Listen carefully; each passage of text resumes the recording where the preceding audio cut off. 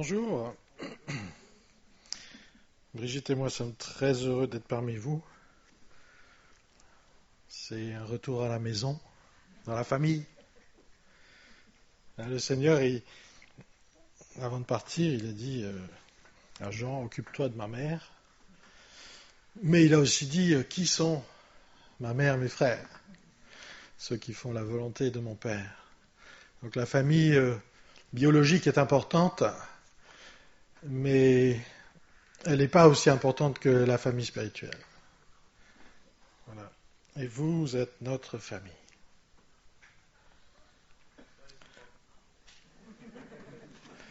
Merci. Il y en a au moins un.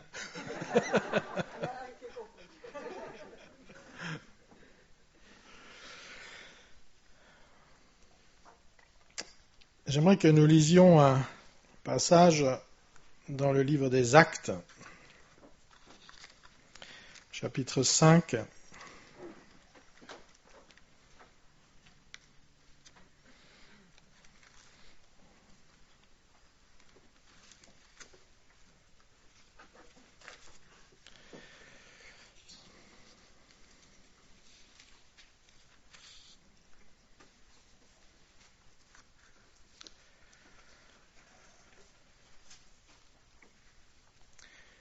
À partir du verset 1. Mais un homme nommé Ananias, avec Saphira, sa femme, vendit une propriété et retint une partie du prix, sa femme le sachant. Puis il apporta le reste et le déposa aux pieds des apôtres. Pierre lui dit, Ananias, pourquoi Satan a-t-il rempli ton cœur au point que tu mentes au Saint-Esprit et que tu aies retenu une partie du prix du champ? S'il n'eût pas été vendu, ne te restait-il pas? Et après qu'il a été vendu, le prix n'était-il pas à ta disposition? Comment as-tu pu mettre en ton cœur un pareil dessein? Ce n'est pas à des hommes que tu as menti, mais à Dieu. Ananias, entendant ces paroles, tomba et expira. Une grande crainte saisit tous les auditeurs. Les jeunes gens s'étant levés, l'enveloppèrent, l'emportèrent et l'ensevelirent. Environ 3 heures plus tard, sa femme entra sans savoir ce qui était arrivé. Pierre lui adressa la parole.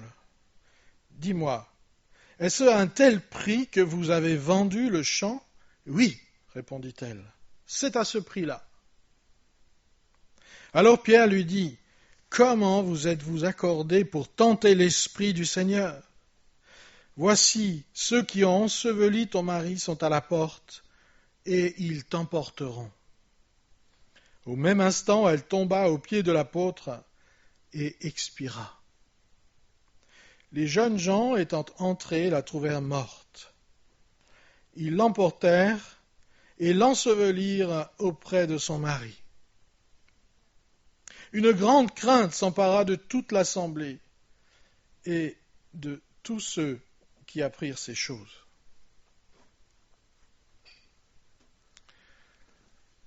Ça fait pas longtemps que le Seigneur m'a conduit à véritablement réfléchir sur ce texte. Parce que, en fait, jusque-là, j'évitais d'y réfléchir.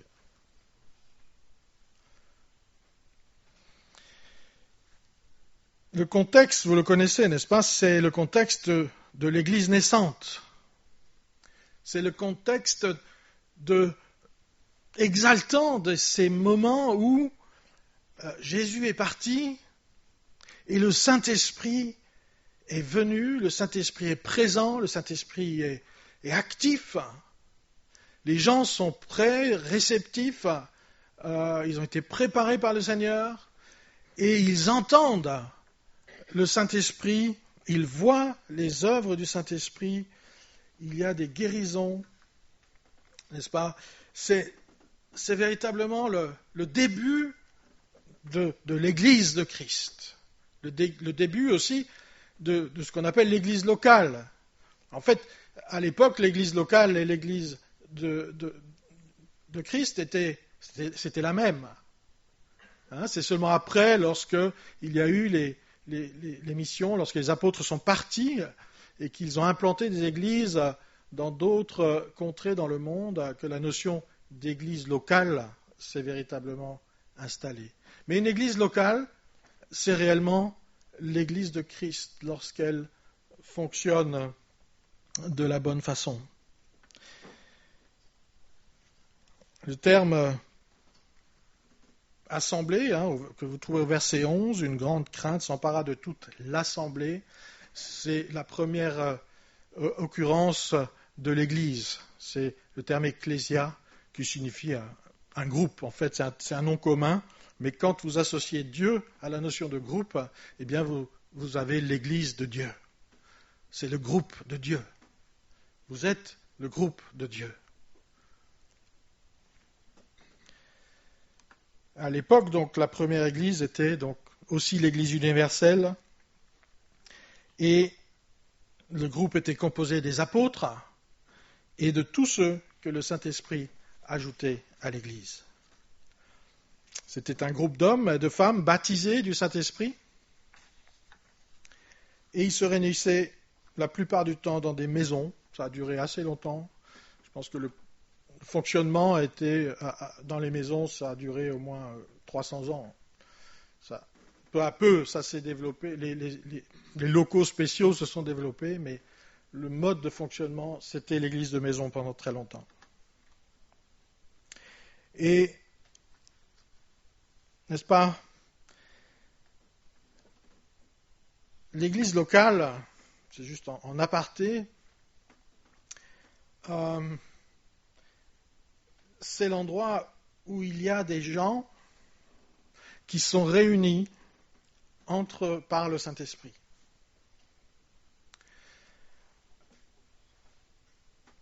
Mais le simple fait d'être ensemble en tant que chrétien ne fait pas de cet endroit une église.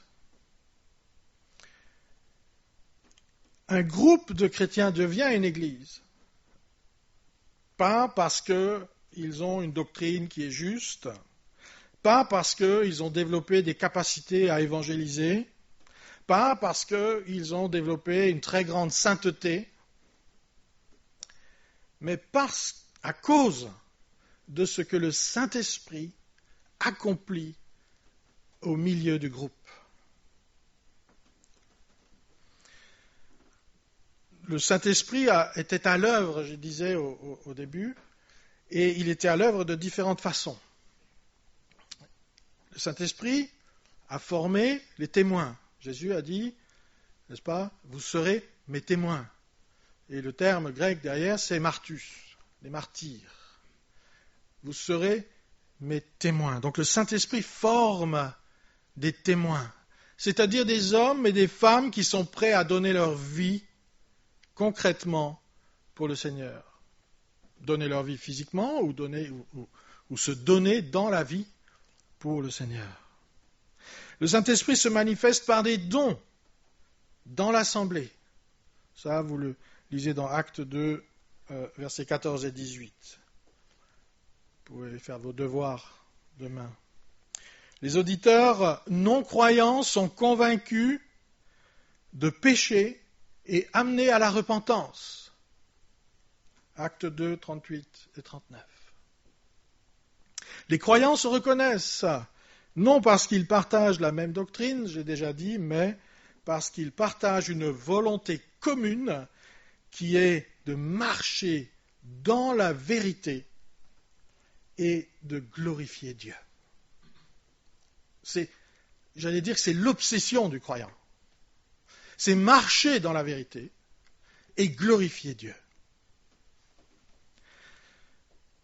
On peut aussi préciser que durant cette période, le Saint-Esprit opérait beaucoup de guérisons, qu'il y avait beaucoup de conversions et de manifestations des dons, comme le parler en langue, les prophéties, et le don de discernement des esprits. On va lire un autre texte dans Josué 7.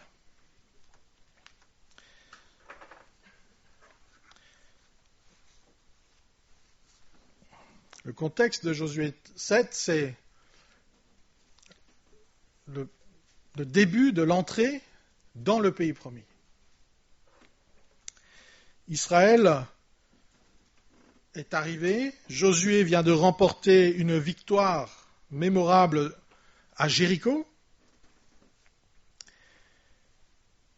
N'est-ce pas, il a rencontré l'ange de l'Éternel, et puis ils ont observé ce qui se passait, plus ou moins. Enfin, en tout cas, ils ne se sont pas battus, et la ville est tombée. Extraordinaire, extraordinaire. Et donc, Josué s'apprête à attaquer la ville d'Aï. Il semblait qu'après la première victoire, gagner la ville d'Aï serait pas grand-chose. C'était pas quelque chose d'insurmontable. Ce serait même qu'une formalité. Mais il se trouve que finalement Israël a été défait, a perdu, battu, à plat de couture. Et ça a causé la consternation de Josué, qui s'est mis à douter de son avenir et de celui de son peuple. Alors Dieu a parlé à Josué. Et au verset 10, nous lisons, « L'Éternel dit à Josué, « Lève-toi. Pourquoi restes-tu ainsi couché sur ton visage ? Israël a péché. Ils ont transgressé mon alliance que je leur ai prescrite. Ils ont pris des choses dévouées par interdit. Ils les ont dérobées et dissimulées et les ont cachées parmi leurs bagages. Aussi les enfants d'Israël ne peuvent-ils résister à leurs ennemis. Ils tourneront le dos devant leurs ennemis, car ils sont sous l'interdit. Je ne serai plus avec vous si vous ne détruisez pas l'interdit du milieu de vous. Lève-toi, sanctifie le peuple. Tu diras, sanctifiez-vous pour demain, car ainsi parle l'Éternel, le Dieu d'Israël. Il y a de l'interdit au milieu de toi, Israël. Tu ne pourras résister à tes ennemis jusqu'à ce que vous ayez ôté l'interdit du milieu de vous.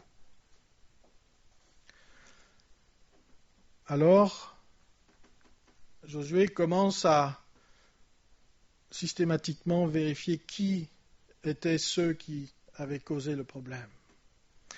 Et au verset 19, on lit la suite. Josué dit à Akan, « Mon fils, donne gloire à l'Éternel, le Dieu d'Israël, et rends-lui hommage.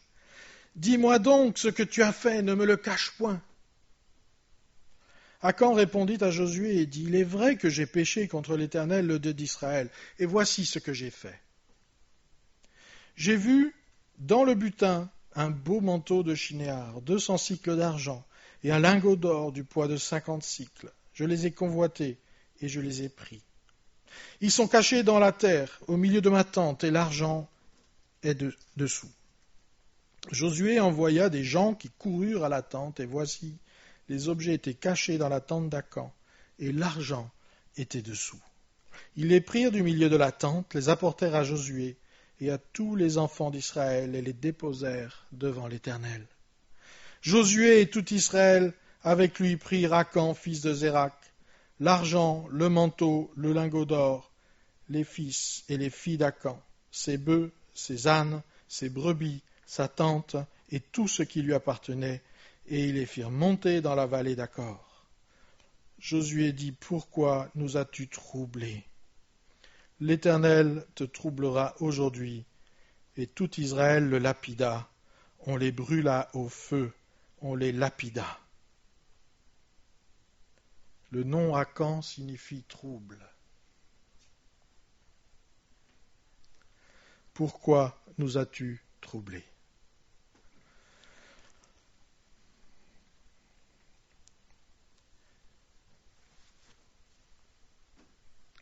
N'est-ce pas, tous les péchés ne sont pas les mêmes.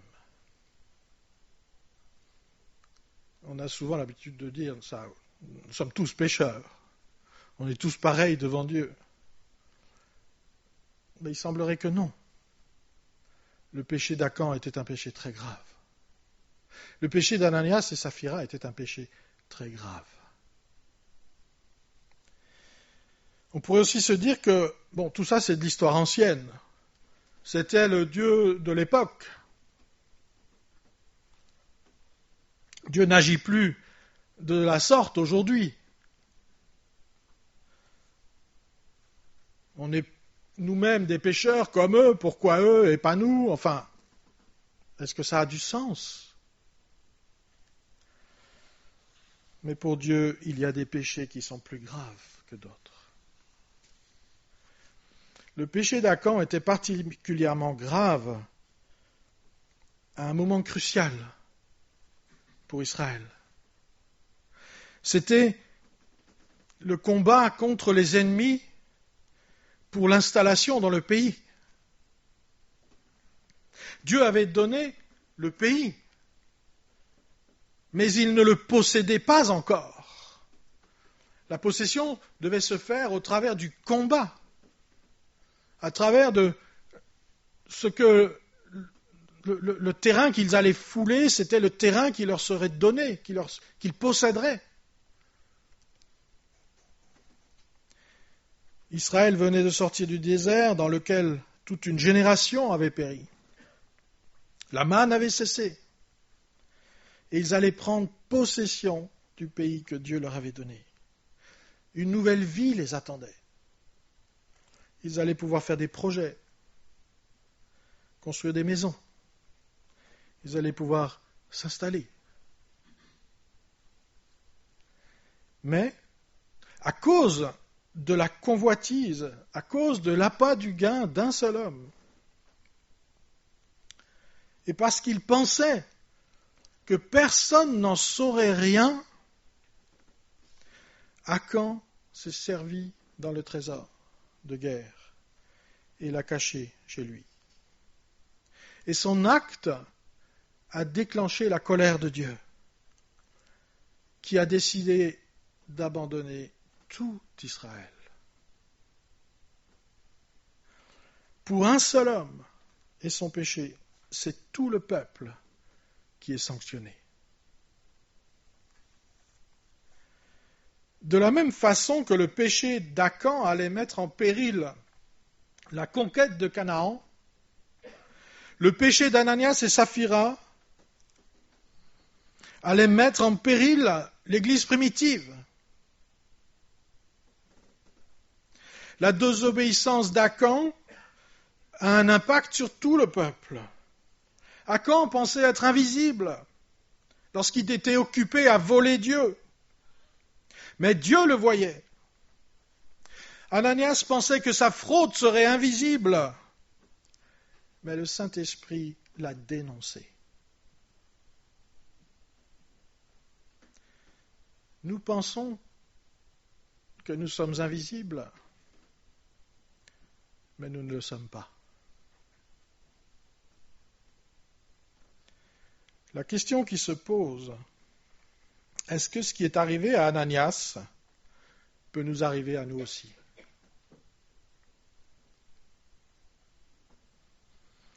Ananias et Saphira sont tous deux des croyants dans la toute nouvelle Église de Christ.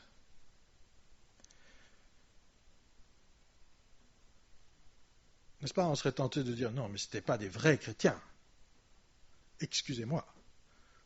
Si vous me dites ça, vous me dites quelque chose qui n'est pas marqué dans la parole. Ananias et Saphira faisaient partie de la toute nouvelle Église de Christ. Et ils étaient probablement destinés à être des leaders.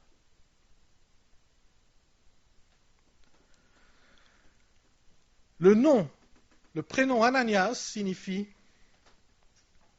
et j'avoue que j'étais stupéfait en réalisant ce que ça signifiait, Yahvé a gracieusement donné.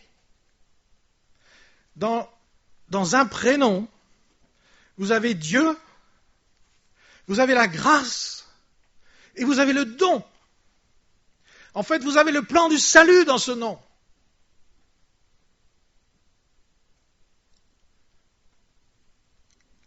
Yahvé a gracieusement donné.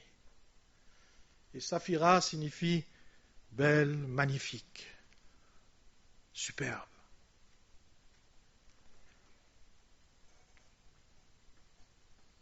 Ananias et Saphira sont dans la dynamique de l'Église primitive.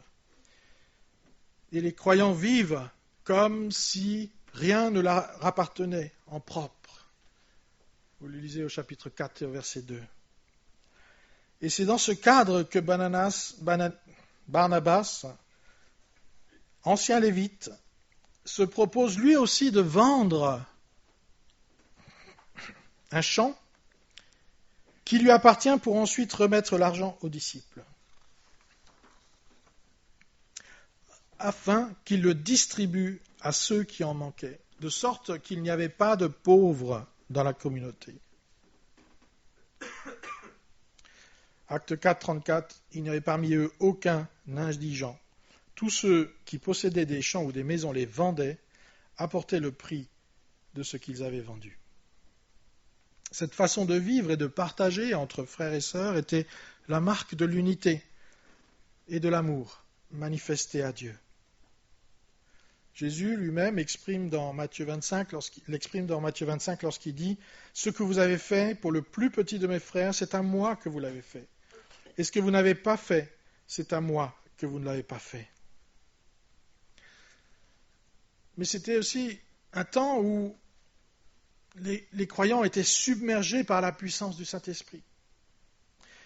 N'est-ce pas? À plusieurs reprises, le Saint-Esprit était venu pour les remplir et pour les soutenir dans la prédication de la parole, dans un contexte qui était celui de la persécution. Acte 4, 31, quand ils eurent prié, le lieu où ils étaient assemblés trembla. Ils furent tous remplis du Saint-Esprit et ils annonçaient la parole de Dieu avec assurance. Comme Barnabas, Ananias et Saphira ont voulu contribuer, mais pas de tout leur cœur. Ils ont voulu contribuer à l'Église, mais pas de tout leur cœur. Ils l'ont fait par imitation, peut-être comme Barnabas qui lui-même avait vendu un champ. Alors ils ont vendu un champ. Et ils ont retenu une partie de la somme. Tout en laissant croire aux apôtres qu'ils donnaient tout, le montant de ce qu'ils avaient obtenu pour ce champ. Mais le Saint-Esprit n'a pas laissé faire cela. Et le Saint-Esprit a révélé immédiatement à Pierre le problème. Et le problème, ce n'était pas le manque à gagner pour l'Église naissante.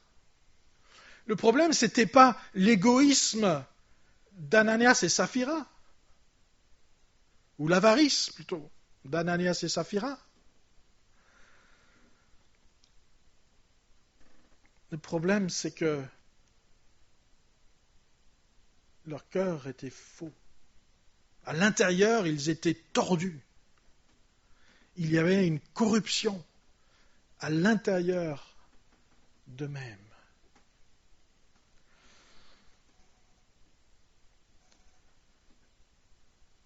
Le Seigneur Jésus est venu parce qu'il était l'incarnation de la vérité. Il est venu pour proclamer la vérité. Jésus est la vérité.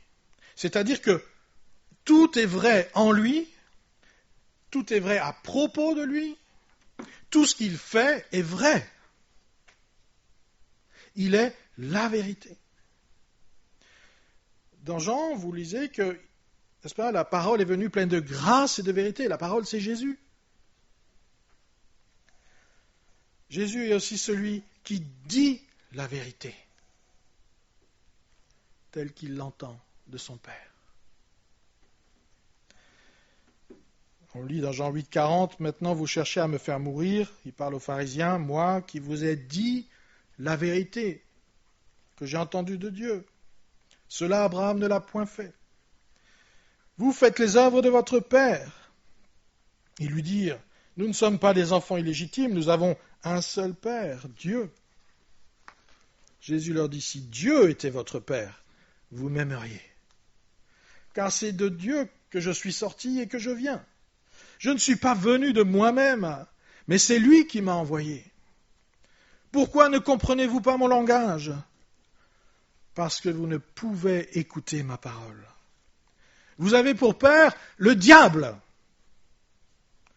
et vous voulez accomplir les désirs de votre père. Il a été meurtrier dès le commencement, et il ne se tient pas dans la vérité, parce qu'il n'y a pas de vérité en lui. Lorsqu'il profère le mensonge, il parle de son propre fond, car il est menteur. Il est le père du mensonge. Et moi, parce que je dis la vérité, vous ne me croyez pas. Qui de vous me convaincra de péché ? Si je dis la vérité, pourquoi ne me croyez-vous pas ? Les croyants en Christ sont tous des disciples de Christ. Je sais qu'il y a une mode aujourd'hui de dire on va faire des croyants des disciples. Mais si vous n'êtes pas disciple de Christ, vous n'appartenez pas à Christ. C'est de l'ordre de la stupidité, en réalité. Il n'y a que des disciples de Christ où il n'y a personne.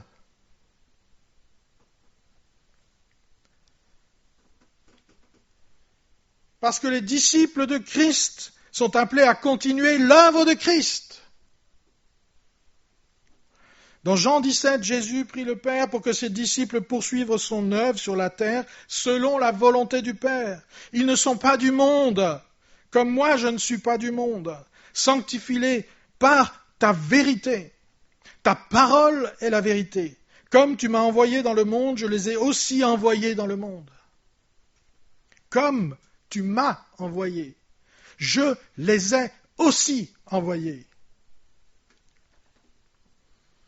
Jésus attend de ses disciples qu'ils assurent la continuité de sa mission dans le monde et dans une dépendance absolue au Père, comme il l'était lui-même.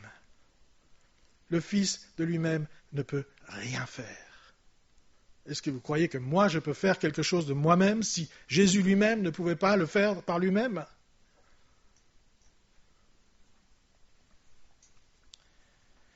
N'est-ce pas ? Plusieurs fois Jésus le dit.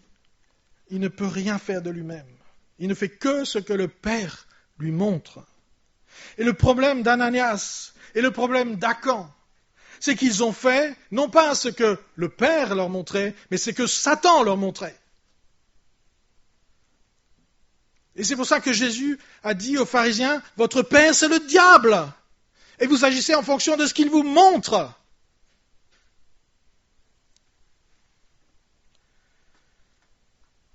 Ils ont fait ce que Satan leur montrait, parce qu'au lieu d'être remplis du Saint-Esprit, ils étaient remplis de Satan. On est toujours remplis de quelque chose. Soit du Saint-Esprit, soit d'un autre esprit.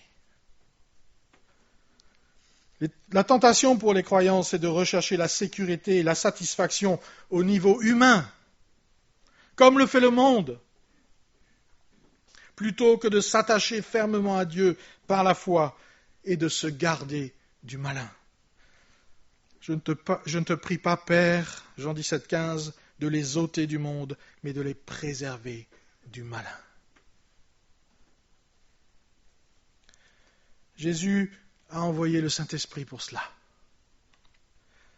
Le Saint-Esprit, c'est l'esprit de vérité. Jean 16, 13. Quand le Consolateur sera venu, l'esprit de vérité, il vous conduira dans toute la vérité, car il ne parlera pas de lui-même, mais il dira tout ce qu'il aura entendu, et il vous annoncera les choses à venir. L'esprit de vérité ne parle pas de lui-même. Il dit les choses qu'il a entendues. quel est l'esprit qui nous habite? Qu'est-ce que nous disons? Qu'est-ce que la petite voix à l'intérieur de nous dit et nous incite à faire?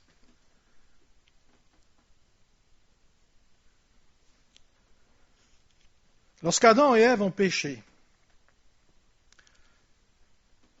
Dieu a dit, si vous mangez de l'arbre de la connaissance du bien et du mal, vous mourrez. Lorsqu'Adam et Ève ont péché, ils sont morts à la vérité. Et ils se sont éveillés à la connaissance du bien et du mal. Seul Dieu possédait cette connaissance jusque-là. Mais il ne la pratiquait pas comme nous la pratiquons aujourd'hui. La connaissance du bien et du mal semble, a priori, être la voie de l'équilibre et de la raison, n'est-ce pas? Mais en réalité, c'est la manifestation d'un cœur tortueux et corrompu par le péché. La corruption se manifeste par la différence qu'il y a entre la vérité et ce que nous allons nommer vrai. La première manifestation de cette corruption, nous l'entendons dans la bouche d'Adam, dans Genèse 3, verset 9. Quand Dieu le cherche, il lui dit, « J'ai entendu ta voix dans le jardin, j'ai eu peur, parce que je suis nu. » Tout ce qu'Adam dit est vrai. Il a eu peur et il est nu. Mais ce n'était pas la vérité. La vérité, c'était qu'Adam avait mangé du fruit de l'arbre de la connaissance du bien et du mal.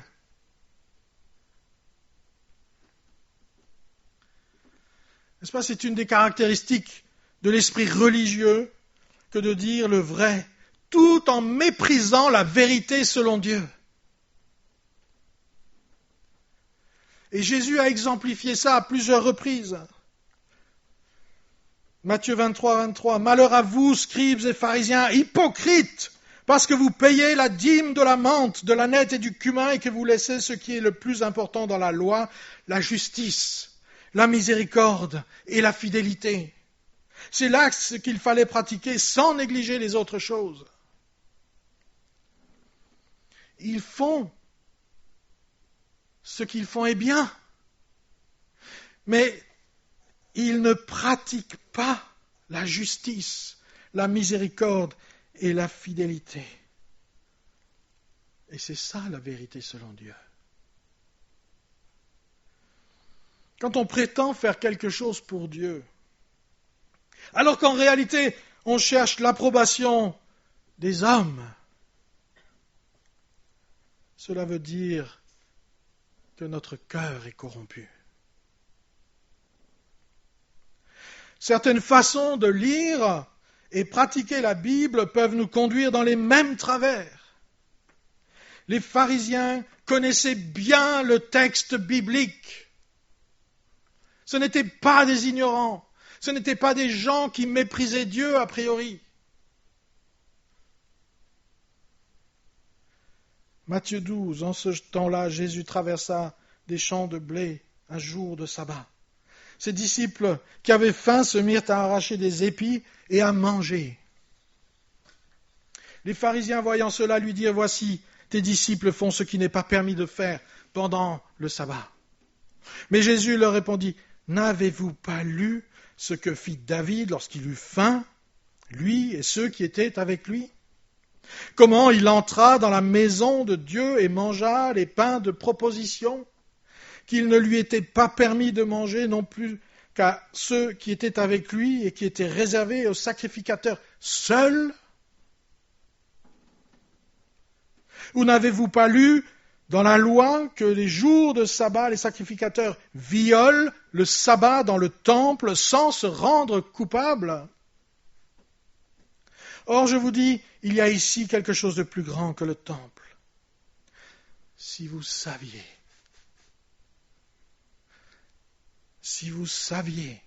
ce que signifie « je prends plaisir à la miséricorde et non au sacrifice », vous n'auriez pas condamné des innocents.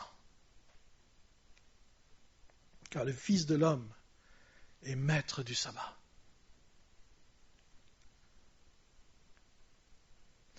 À l'époque de Moïse, ceux qui étaient en train de travailler et qui étaient surpris en train de travailler le jour du sabbat mouraient lapidés.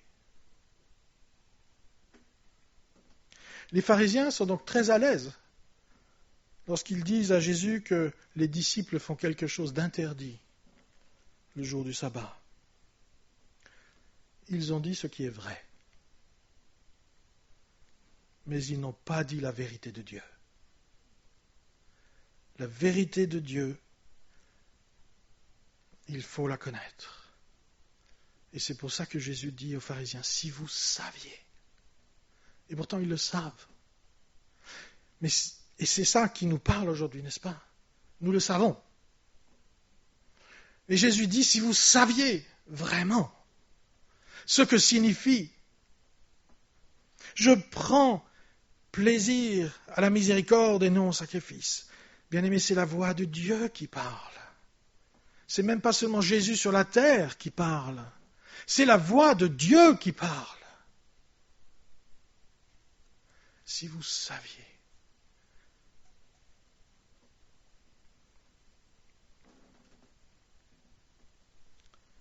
Et la vérité de Dieu, c'est que Dieu prend plaisir à la miséricorde.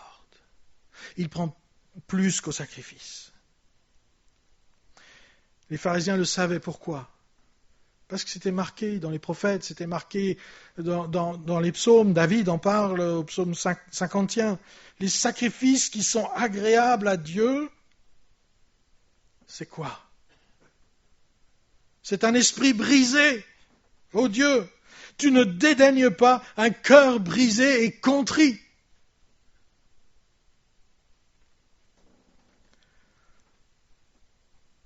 Témoigner qu'on a tout donné à Dieu, alors qu'en réalité, on a seulement donné en partie. C'est une question qui se pose à nous aujourd'hui aussi. N'est-ce pas? Souvent nous disons, j'ai donné ma vie à Dieu. Mais qu'est-ce que tu as donné? Qu'est-ce que tu as donné vraiment? Ou alors faudrait que je pose la question, qu'est-ce que tu as gardé?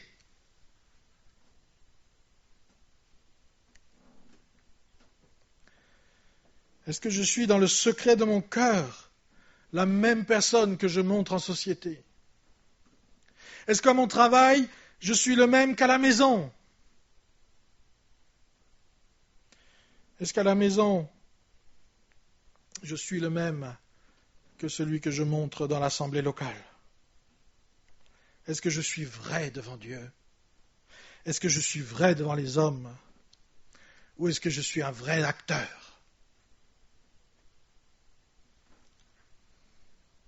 Est-ce que pour être bien jugés par les hommes, nous faisons croire que nous avons tout donné à Dieu, alors qu'en réalité, nous n'avons donné qu'une partie? La meilleure façon de le savoir, ce que l'apôtre Paul dit, c'est de s'examiner soi-même et de juger si nous sommes vivants ou si nous sommes morts. Examinez-vous vous-même pour savoir si vous êtes dans la foi. Éprouvez-vous vous-même. Ne reconnaissez-vous pas que Jésus-Christ est en vous? Et là, la phrase est terrible. À moins, peut-être, que vous ne soyez réprouvés, non conformes, rejetés.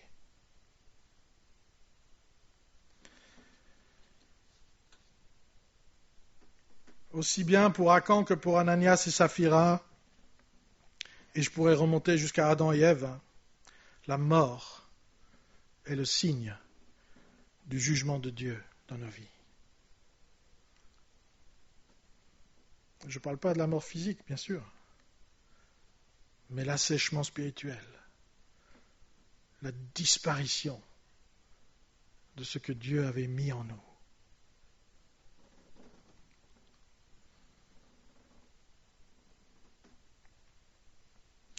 Dieu regarde au cœur.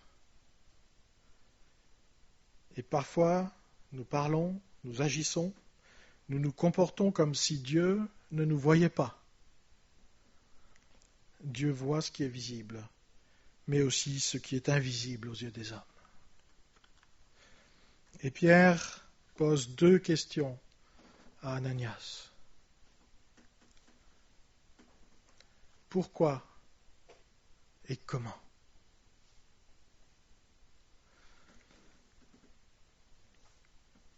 Ananias, pourquoi Satan a-t-il rempli ton cœur au point que tu mentes au Saint-Esprit? Comment as-tu pu mettre en ton cœur un pareil dessein? Lorsqu'on pose une question pourquoi et lorsqu'on pose une question comment, on n'attend pas les mêmes réponses. N'est-ce pas? Le pourquoi, il faut donner une raison. Il y a une raison immédiate. Il aurait pu dire, mais je l'ai fait parce que j'ai pensé que tout le monde faisait pareil. Je me suis aligné.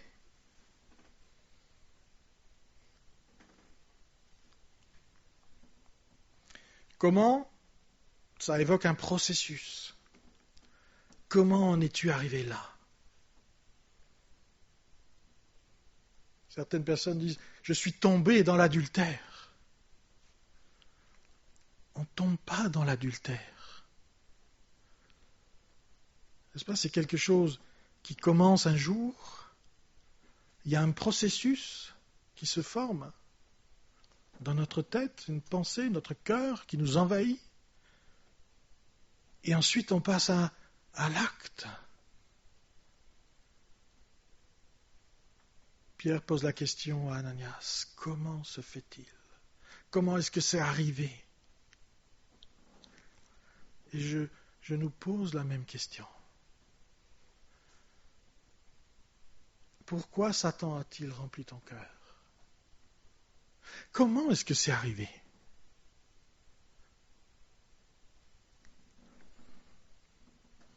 Mais apparemment, les réponses n'étaient pas si importantes que ça. Puisque Ananias et Saphira sont morts avant même d'avoir pu répondre.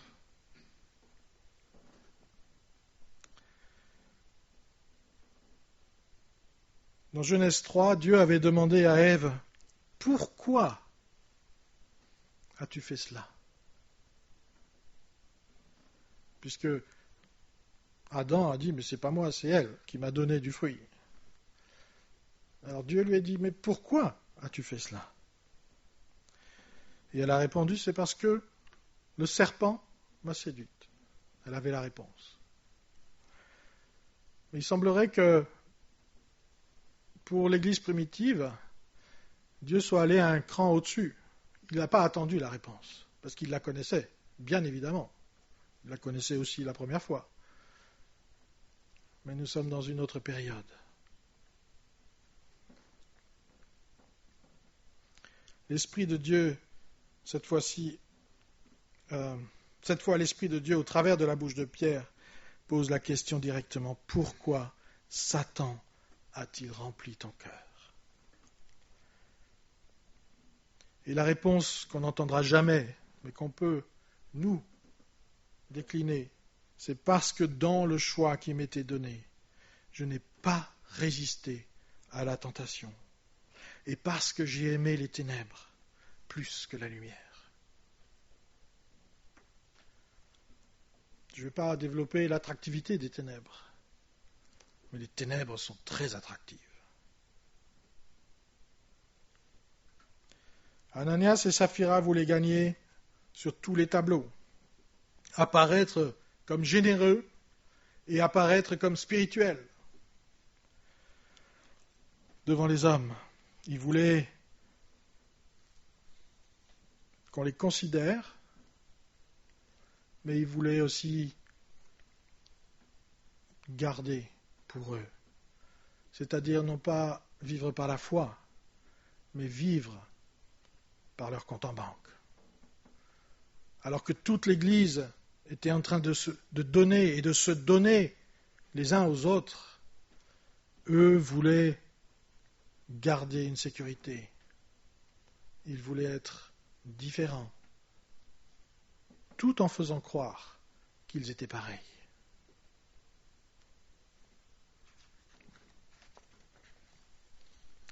Comment se fait-il que tu aies prémédité un tel projet ?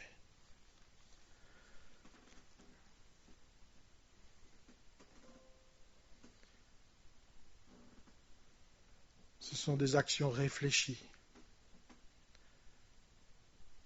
Le péché qui est grave, c'est celui que nous réfléchissons, que nous faisons, que nous élaborons de façon stratégique. Nous dormons dessus. Nous raisonnons. Nous nous accordons avec notre épouse, avec notre époux, avec un complice. Et nous négligeons l'avertissement du Saint-Esprit, qui en permanence nous avertit de faire un choix différent, de ne pas aller, de ne pas continuer dans cette direction.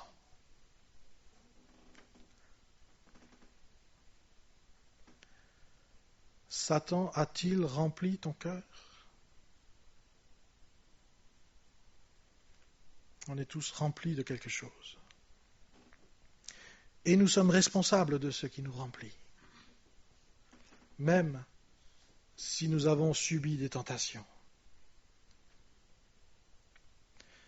Nous avons affaire à un couple d'enfants de Dieu qui se sont laissés séduire jusqu'à être remplis par Satan. Pour nous, croyants, baptisés du Saint-Esprit, nous avons été délivrés de la captivité du péché. Et nous choisissons tous les jours si nous voulons être remplis du Saint-Esprit ou si nous voulons laisser la place à l'esprit du monde. Dans 1 Jean 5, 18, vous lisez, « Nous savons que quiconque est né de Dieu ne pêche point. Mais celui qui est né de Dieu se garde lui-même et le malin ne le touche pas. Nous savons que nous sommes de Dieu et que le monde entier est sous la puissance du malin. Nous savons aussi que le Fils de Dieu est venu et qu'il nous a donné l'intelligence pour connaître le véritable. Et nous sommes dans le véritable, en son Fils, Jésus-Christ. C'est lui qui est le Dieu véritable et la vie éternelle. Il y a des gens qui n'aiment pas trop que l'on parle du Saint-Esprit. Mais Pierre dit expressément que Ananias a menti, pas à Jésus, pas à Dieu, il a menti au Saint-Esprit, c'est-à-dire à celui qui est l'Esprit de vérité qui a été envoyé pour enseigner les croyants.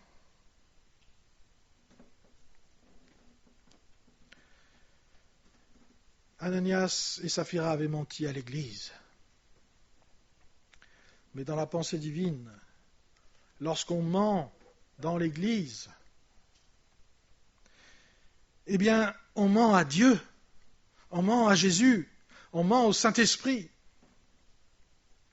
Tout ce qui est fait contre l'Église de Christ est fait contre l'Esprit de Dieu.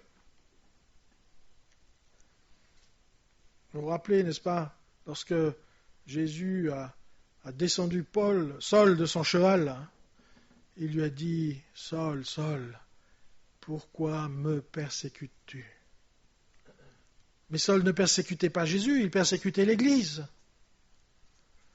C'est pareil. Ce n'est pas à des hommes que tu as menti, mais à Dieu. Derrière cette phrase, il y a un principe et il y a un jugement. Le principe, ce n'est pas ce qu'on fait qui compte, mais l'intention pourquoi on le fait qui compte. Vu de l'extérieur, l'action d'Ananias et Saphira était louable. Ils ont versé une somme, peut-être importante même, et pour le bien commun. Et on aurait pu dire, mais finalement, qu'est-ce qu'on va leur chercher des poux dans la tête? Ils ont quand même donné quelque chose, n'est-ce pas?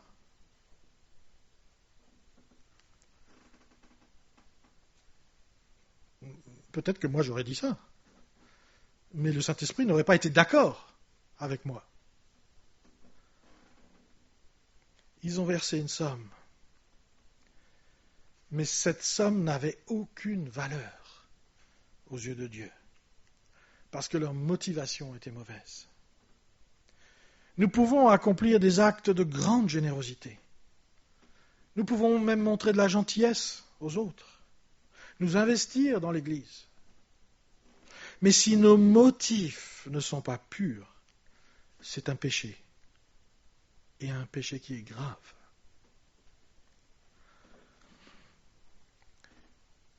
Le jugement, immédiatement après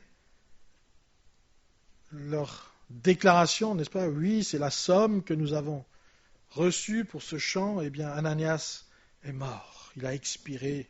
C'est-à-dire que l'esprit qui donne... Enfin, le terme, je ne vais pas rentrer dans les détails, mais bref. Il a expiré et il est mort. Il est mort et je ne sais pas, moi, je ne peux pas vous dire s'il était sauvé ou pas. Et la Bible ne le dit pas. La Bible ne le dit pas.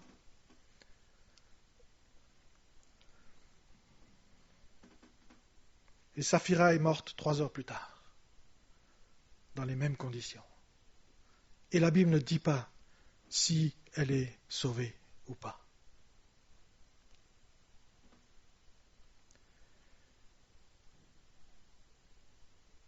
Dans Jean 3,19, après ce fameux verset, n'est-ce pas, Jean 3,16, car Dieu a tant aimé le monde qu'il a donné son Fils unique, afin que ceux qui croient en lui ne périssent point, mais qu'ils aient la vie éternelle. Après ce verset,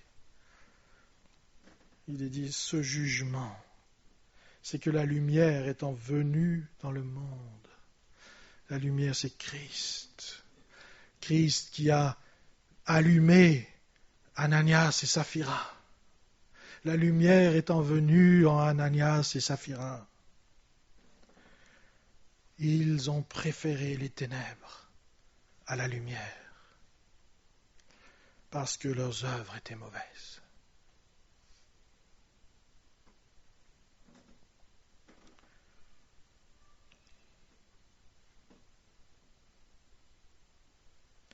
Ce jugement a eu lieu au début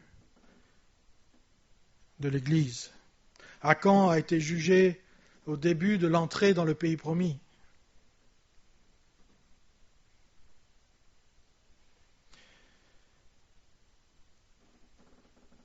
Est-ce que c'est encore possible aujourd'hui? Est-ce que Dieu peut encore juger son peuple de cette façon-là?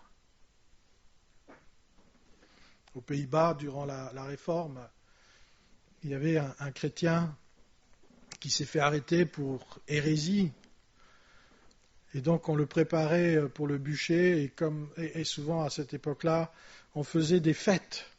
C'est-à-dire qu'on organisait une partie où alors c'était la famille de celui qui était condamné à brûler qui devait payer. Mais on organisait une fête et tout le village venait, les amis venaient, le futur supplicié était là aussi, et puis voilà, c'était fait pour terroriser en fait. Mais donc les policiers étaient là, le juge était là, le maire était là, tout le monde était là, et l'homme était en train d'être embrassé par ses amis, et l'un d'entre eux lui a dit « À bientôt à Jérusalem ». Et le maire du village qui était là, qui a entendu, il s'est retourné. Il lui dit, toi, tu vas aller en enfer.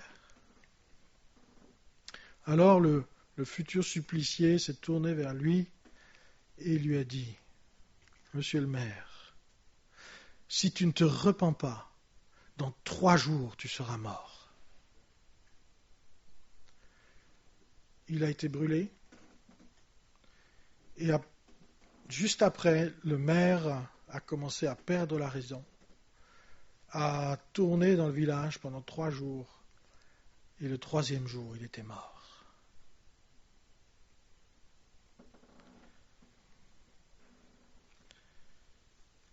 Une grande crainte saisit tous les auditeurs. Vous savez, je crois que dans nos esprits cartésiens, européens, nous avons du mal à saisir parfois ce que la pensée grecque et sémite avait saisi beaucoup mieux que nous, c'est-à-dire la possibilité de concevoir que Dieu soit effectivement amour pleinement, mais qu'il y ait aussi un juge pleinement.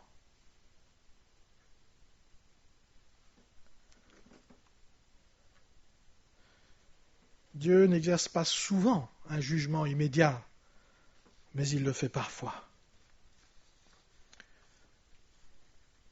Et on voit dans ce texte que la crainte joue un grand rôle. Mais là, ce n'est pas la crainte de Dieu dans le sens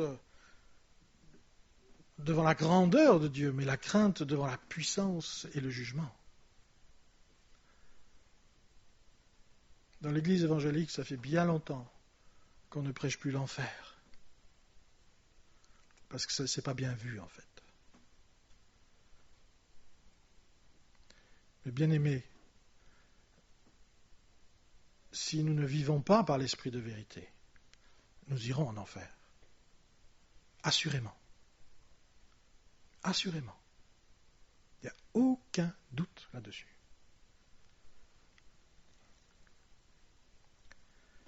Le péché est grave. Et les conséquences du péché sont graves. Je sais qu'il y a des textes qui disent que on n'est pas nécessairement malade parce que nos parents ont péché. Mais on peut aussi être malade parce que nous avons péché. On peut être dépressif parce qu'on a péché. Le péché a des conséquences sur la santé. Sur la durée de vie peut-être. 1 Jean 5,16, si quelqu'un voit son frère commettre un péché, qui ne mène point à la mort, qu'il prie, et Dieu donnera la vie à ce frère. Il la donnera à ceux qui commettent un péché qui ne mène point à la mort. Il y a un péché qui mène à la mort. Ce n'est pas pour ce péché que je dis de prier. Personne n'aurait pu prier pour Ananias et Saphira. Personne. Personne. Toute iniquité est un péché, et il y a tel péché qui ne mène pas à la mort. Nous sommes dans les temps de la grâce, c'est vrai. Et c'est difficile parfois de comprendre, comme je disais avant, un Dieu d'amour et un Dieu qui juge. Difficile de comprendre Dieu qui est notre Père et Dieu qui est notre juge.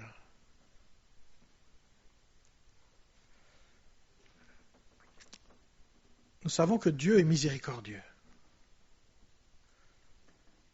Mais la miséricorde, bien-aimés, c'est pour les ignorants. Ceux qui ne savent pas ce qu'ils font. Lorsque Jésus dit « Père, pardonne-leur parce qu'ils ne savent pas ce qu'ils font », il appelle la miséricorde de Dieu sur ces personnes. Et l'apôtre Paul à lui-même était le bénéficiaire de cette miséricorde lorsqu'il dit « Moi qui étais auparavant un blasphémateur, un persécuteur, un homme violent, mais j'ai obtenu miséricorde parce que j'agissais par ignorance dans l'incrédulité. »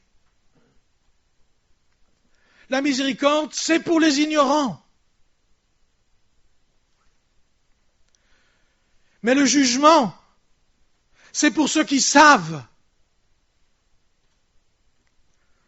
Et ceux qui savent, ils portent un nom. Ils s'appellent tous Ananias.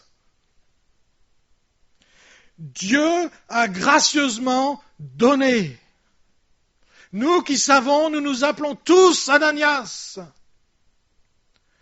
Et Ananias représente ceux qui savent et qui pêchent malgré ce qu'ils savent.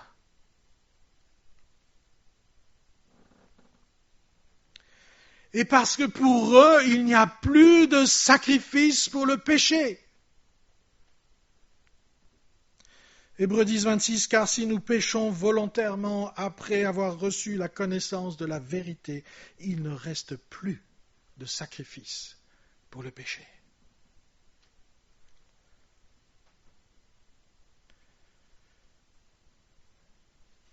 En général, on essaye de faire des conclusions heureuses, n'est-ce pas? Mais je ne peux pas faire une conclusion heureuse.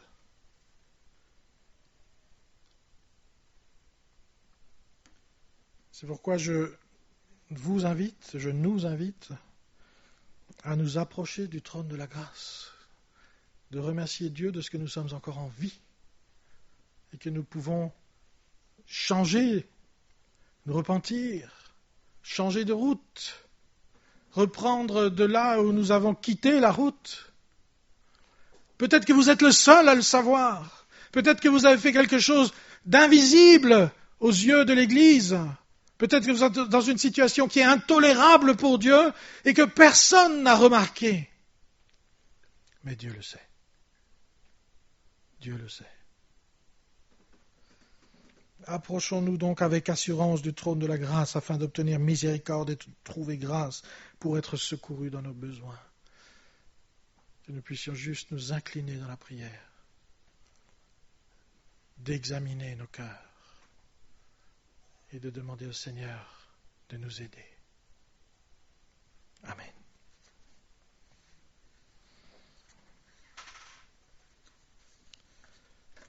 Prions.